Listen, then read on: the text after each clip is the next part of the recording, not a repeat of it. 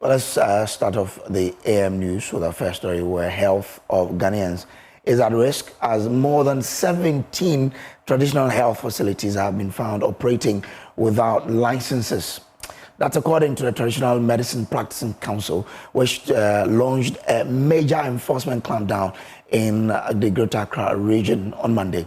The operation targeted massage centers, gymnasiums, chiropractic clinics, traditional healing centers, and other outfits accused of flouting regulatory processes. Michael Lawson, head of compliance at the council, tells Joy News the facilities were shut down for breaching safety regulations and posing potential health hazards to clients. Stephen Mensah has more in the following report.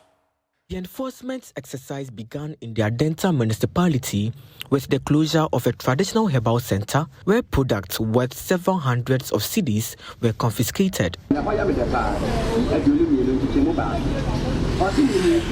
Next, the task force moved in on another herbal center whose operator alleges that his attempt to secure a license had been frustrated by the council. Yeah, they should be able to do, but there's frustration there. See, when you go, they don't tell you anything. How much are you supposed to pay for all that?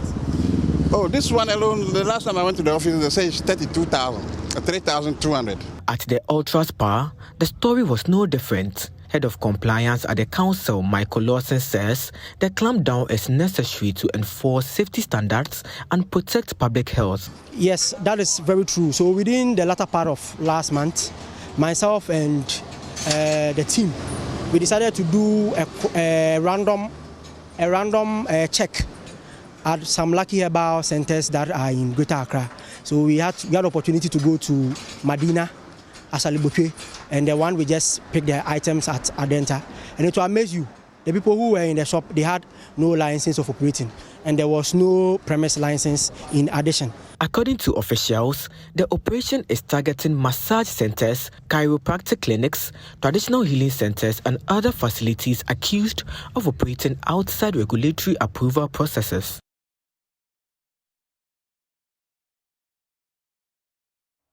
Now, President Mahama is warning that unilateral tariffs are creating confusion and unpredictability in the world economy.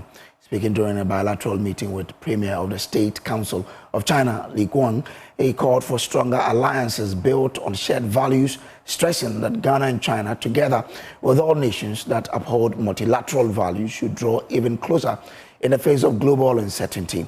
We'll hear from him shortly, but first, he has expressed confidence that Ghana will, in the very near future, have its first female president. He spoke at a global leaders meeting on women in Beijing, China. Presidential Affairs correspondent Maxwell Agbagba has more. Global Leaders Meeting on Women, hosted by Chinese President Xi Jinping and UN Women, has brought together world leaders on the 13th and 14th of October to renew the spirit of the 1995 Beijing Declaration and accelerate its implementation. This year's event holds special significance. It marks 80 years since the founding of the United Nations and 30 years since the 4th World Conference on Women held right in Beijing. Speaking at the opening ceremony, which had Chinese President Xi Jinping in attendance, President Mahama outlined key policies his government has introduced to promote gender equality and uplift women. A policy that reserves 50% of microfinance and small-scale loans funding for women entrepreneurs. Nationwide distribution of sanitary pads for schoolgirls to address their menstrual health and also prevent absenteeism from school. Free tertiary education for persons with disability, especially women, and the no academic fee stress policy for first-year tertiary students. Expressing optimism about Ghana's future, President Mahama said he's confident that the nation will in the very near future see its first female president. The government of Ghana has continued to take decisive steps to mainstream gender across our national development policies. We've achieved historic milestones, including the election of Ghana's first female vice president, and the unprecedented appointment of women to leadership positions in government, the judiciary, and I am confident that in the very near future, our women will break the glass ceiling, and there will be a woman president of the Republic of Ghana. He further urged African leaders to prioritize the welfare and empowerment of women, emphasizing that societies thrive when women are given equal opportunity. And I wish to use this platform to call on my colleague African leaders to focus on the welfare and empowerment of African women.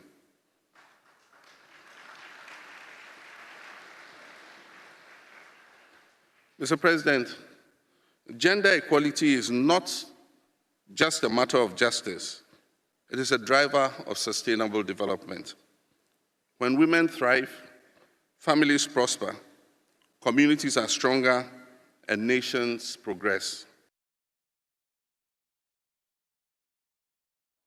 And President Mahama says it's time for Ghana, China, and all other countries that believe in multilateralism to deepen their cooperation amid rising unilateral tariffs and global instability. Changing rapidly after the Second World War, we all agreed that we would adopt a multilateral world order. Unfortunately, some countries have decided to act unilaterally, both in terms of their relationship with other countries, but also in terms of destroying the rules-based world trade order that we all had agreed to. And so countries are slapping tariffs unilaterally on other countries. My own country, Ghana, has not been spared. We've been slapped with 15% tariffs, but I'm sure that is far less than China has been slapped with. And so it's creating a lot of confusion and unpredictability in the whole world. But this is a time that countries that have shared values must stand together. And Ghana and China have had shared values. We have voted in international organizations on the same side.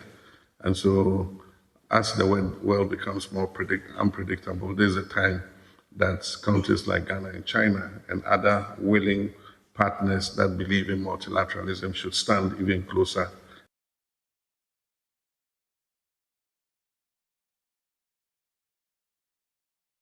Away from that, the corporate Ghana is being urged to step up support in the fight against breast cancer as the disease continues to claim nearly 2,400 lives every year. Convener of the Pink Polo Tournament, an event aimed at raising funds to combat the disease, says stronger investment in education, screening and treatment is critical. This comes as the World Health Organization reports that more than 2.3 million new cases of breast cancer globally in 2022 alone. There's more in this report.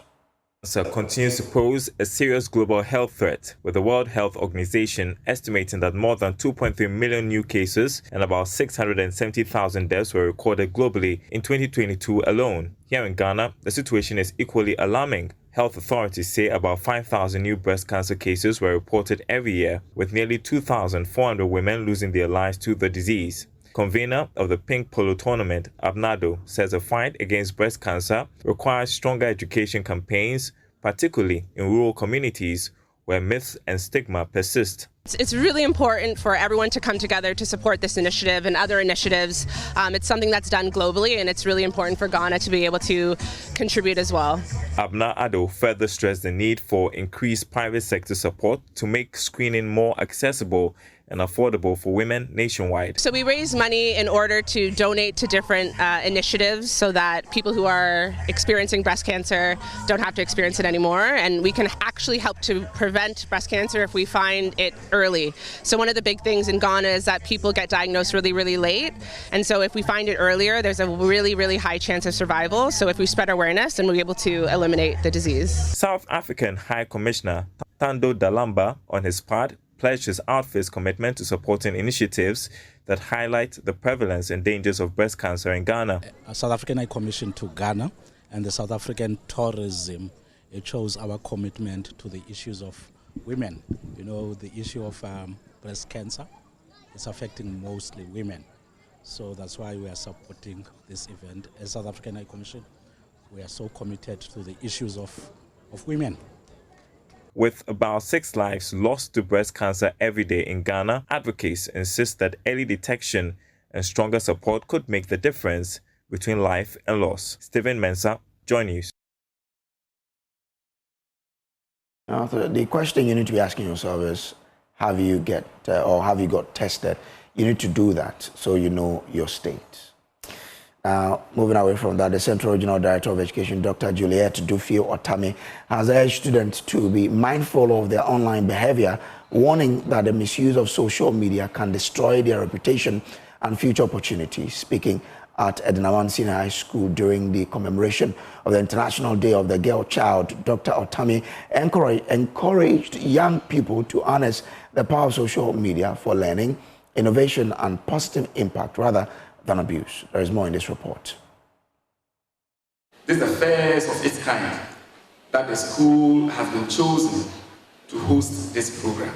And I take this opportunity to express my profound gratitude to the Regional Directorate for such an honor. October 11 marks International Day of the Girl Child across the world. This year, the day was marked by the theme, "The Girl I Am, the Change I Lead, Girls on the Front Lines of Crisis."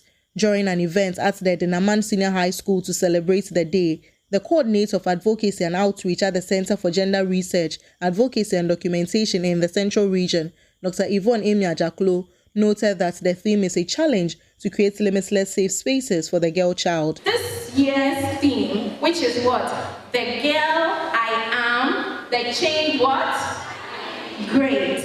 Challenges us to create spaces where girls can grow, thrive, learn, and lead without fear or limitation.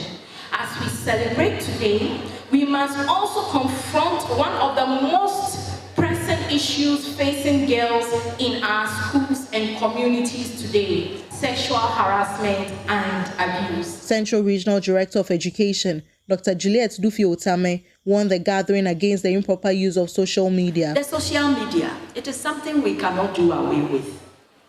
You know, technology is a great thing. With one phone, we can learn new skills. We can explore the world and even start a business. So before you post anything about yourself, ask these 3 questions. Will I be proud of this tomorrow? Of late, there have been some videos from some of our students.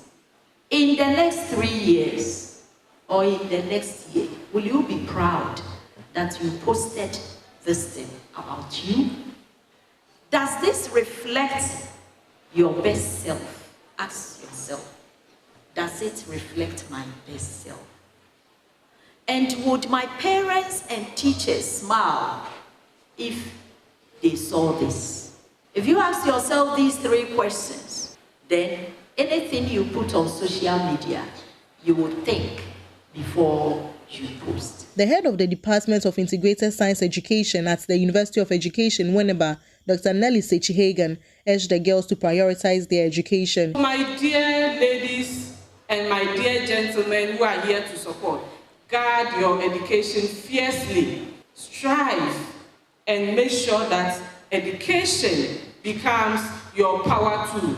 When you have knowledge, nobody can take it away from you. From Elmina, Abigail Lisal Nkrumah reports for Joy News. The Minister of Communication, Digital Technologies and Innovation, Sam Nate George, has reiterated the government's commitment to transforming the sector. He stated that technologies and connectivity are rapidly transforming economies across the globe, and Ghana cannot afford to be an island. Over 1,000 girls from basic schools across the country have been trained in information and communication technology, ICT, aiming to bridge the gender gap in the technology industry and empower girls with the skills, knowledge, and confidence to excel in the digital space. The Deputy Minister for Communication, Digital Technology and Innovation, Mahama Sukbaru, represented the minister at the Girls ICT Summit in Wa. Reading a speech on behalf of the Minister for Communication, Digital Technology and Innovation, Sam Nate George, Deputy Minister of Communication, Digital Technology and Innovation, Mahama Sukbaru, asserted that the Girls and Enhanced ICT initiative plays a crucial role in the government reset agenda of not only equipping the youth with critical skills that will make them valuable in the unfolding digital world, but ensuring that girls and women are part of the transformative journey. The Girls in ICT initiative provides another avenue not only to bridge the gender digital gap, but also to equip our girls and young women with basic computer skills to help their interest in the study of STEM and encourage them to consider future careers in this lucrative sector. The ministry trains 3,000 girls and 300 ICT teachers in 3 administrative regions annually. Now, Chairperson, it is worth noting that for the past years, we have included girls with special needs in our training, which is a testimony of our resolve to achieve true inclusivity in all our programs. Chairman of the Parliamentary Select Committee on Information and Communication and Member of Parliament for Bunkurugu, Dr. Abed Banden, challenged the Minister of Communication, Digital Technology and Innovation to design models that will assist young girls in the country to develop skills that will enable them to be employed by agencies. But I want to challenge the ministry again to design models that will assist these young girls to develop skills and be employable by agencies. We have MTN here. They are always with us, and other telcos. I think that when they are trained and trained well, MTN will be very happy to employ these young girls. So we should not just allow them, distribute computers to them, and that ends their story. But we should have interest in their employability skills. Chief Executive Officer of the Ghana Investment Fund for Electronic Communication, GFEC, Sofotan Rashid Computer, disclosed plans of equipping all community centers in every district in the country. GFEC, through the support of our ministry, with the tacit support of the minister himself, Honorable Sam George, are going to activate all our CICs, the Community Information Centers, where we equip them with digital equipment so that whatever you have learned today, you will continue to learn at those centers in your district. And every district, by the close of the year, will have a very active CIC in the district in order to continue this learning. At GFEC, we remain committed to support the Girls in ICT programs to expand to every corner of this country. Together, we can build an inclusive digital future where every child, regardless of gender or location, we are not going to discriminate. Hence, that is why we brought the second one to Upper West region. We believe that this is an environment that needs the services that we need to provide a lot of laptops. And this is the first time we are going to flood the region with plenty of laptops to make sure that the ICT program continues to grow. The event was climaxed with awards for the best performing girls in the ICT competition. Denita Etonam Charles of West St. Andrews Basic School won the overall best and received a cash amount of 3,500 Ghana cedis, a laptop, and an ICT center that will be constructed and finished at her school. Earlier, there was a mentorship session where high-profile women who have made it in their educational career engage the young girls to motivate and shape their lives for the future. Reporting for Dwayne News, Rafiq Salam. Wow. Let's start off our business update with the story from Fitch. And Fitch Ratings has cautioned that the profitability of Ghanaian banks is set to weaken considerably due to the impact of materially lower interest rates on net interest margins. Fitch Ratings, however, pointed out that the profitability will remain high by regional standards and continue to be a strength of the bank's stand-alone credit profiles. The following report captures more.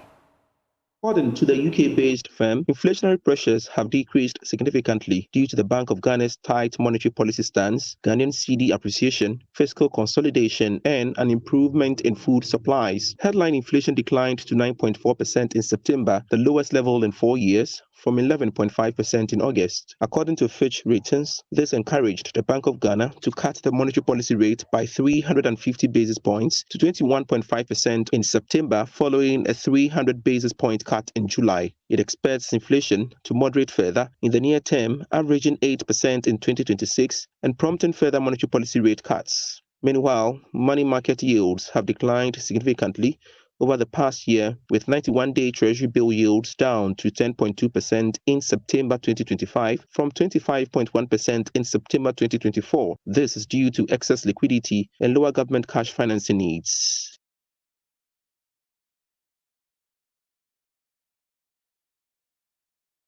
Now, economist Professor Patrick Isuming is asking government to use the 2026 budget to consolidate macroeconomic gains achieved so far this year. He gave the advice following the upgrade of Ghana's sovereign credit rating by Moody's Ratings. Ghana's long-term foreign currency debt was upgraded to CAA1 from CAA2, with the outlook hanging or changing to stable from positive. Speaking to Joy Business, Professor Isuming cautioned that there is more to be done to alleviate the plight of ordinary Ghanaians.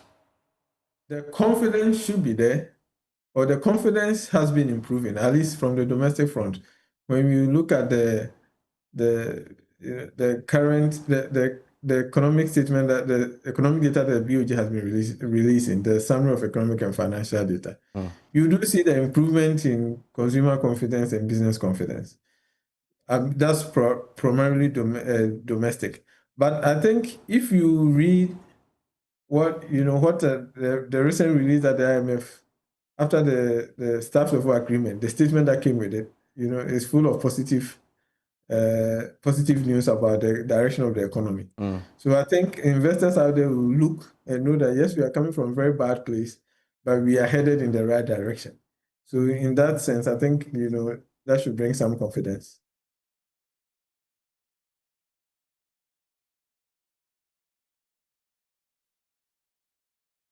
We'll wrap up the business update with what's happening on the commodities market. After that, we'll bring you AM Sports with Mubarak here to give you a wrap of what's happening on the water sports.